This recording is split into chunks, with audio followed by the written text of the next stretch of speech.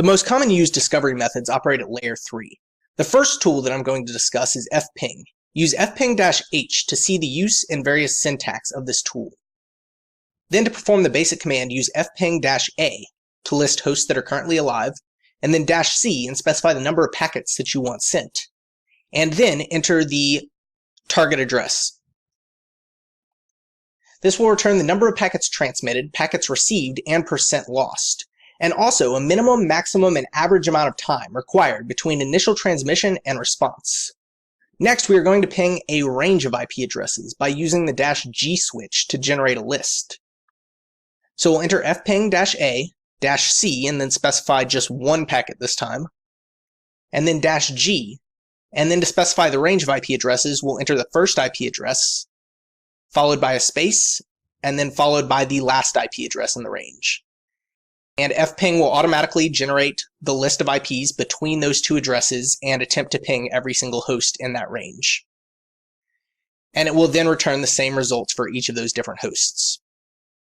An alternative option is to use a file list of IP addresses to test against. You can use ls to enter the contents of the current directory, and here I have a iplist.txt text file with a list of IP addresses. I can then use this with fping using the command fping-f for file, and then enter the location of the file, so root and then iplist.txt. And as you can see, each of those different hosts are currently alive.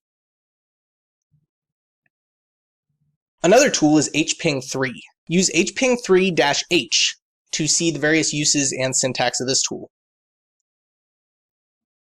Now, this tool has several different modes. What we want to focus on is ICMP mode, and we also want to focus on the IP and ICMP options.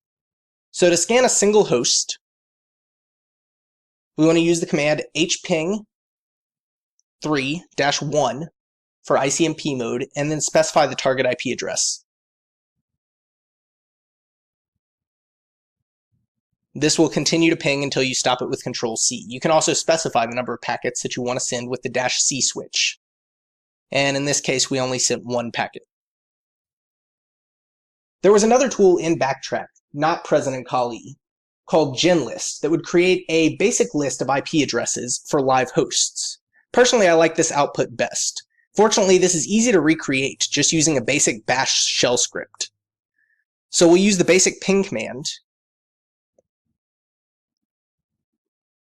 ping any given host, then -c and 1. And then we'll ping a host that isn't alive. Notice that the phrase bytes from is a unique phrase that is only present in cases in which a reply was received, and also contains on that same line the IP address of the live host. So to script this out, let's use the grep command to extract just that line in cases in which a reply is received.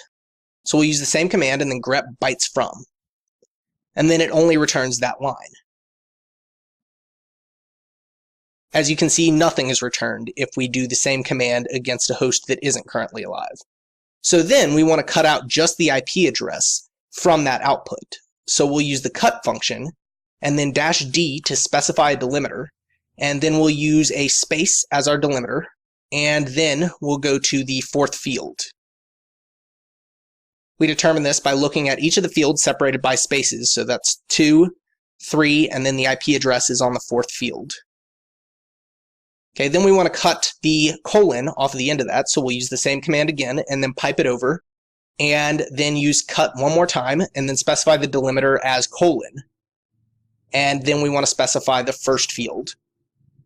And then we get the output of just the IP address. So then, what we need to do is we need to create a shell script that will perform this exact same function, but in a loop for each of the different IPs. Now, I've already done this. If we enter my pinger.sh shell script, you can see that what this does is for each address in a sequence of 1 to 254, so my entire class C range,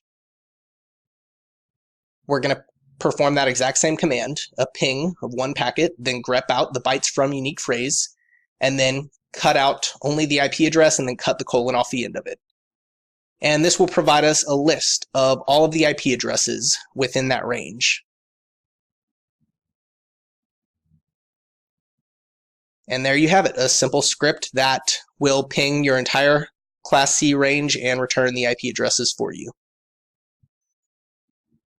So those are some various ways that you can perform layer 3 discovery in Kali Linux.